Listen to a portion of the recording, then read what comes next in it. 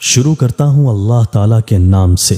جو بڑا مہربان نہایت رحم والا ہے۔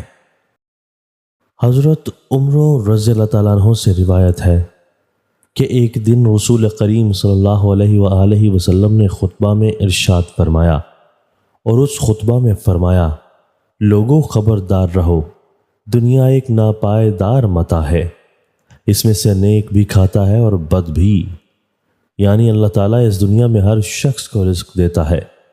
خواہ وہ مومن ہو یا کافر، اور خواہ متی ہو یا فاسق، جیسا کہ قرآن کریم میں فرمایا ہے کہ آیت خبردار رہو، آخرت واقعی مدت ہے جو سچی یعنی متحقق و ثابت ہے، اور اس آخرت میں ہر قسم کی قدرت رکھنے والا بادشاہ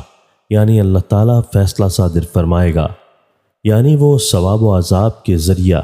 نیک و بد اور مومن و کفر کے درمیان فرق ظاہر کر دے گا۔ خبردار رہو، تمام بھلائیاں اور خوبیاں اپنے انواع و اقسام کے ساتھ جنت میں ہیں۔ خبردار رہو، تمام برائیاں اور خرابیاں اپنے انواع و اقسام کے ساتھ دوزخ میں ہیں۔ خبردار رہو،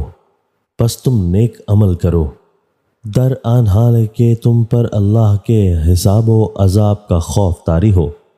یا یہ کہ نیک عمل کرو اور سارے میں اللہ سے ڈرتے رہو کہ تمہارے وہ نیک عمل قبول ہوتے ہیں یا نہیں، اور اس بات کو یاد رکھو کہ اپنے اعمال کے ساتھ اللہ کے سامنے پیش ہونا ہے۔ پس جو شخص ذرہ برابر بھی نیک کام کرتا ہے اور آخرت میں یا دنیا میں اس کی جزا پائے گا، اور جو شخص ذرہ برابر بھی برا کام کرتا ہے وہ اس کی سزا پائے گا۔ دوستو، اللہ تعالی ہمیں ان احادیث مبارکہ پر عمل کرنے اور اپنی زندگیوں کو سنوارنے کی توفیق عطا فرمائے۔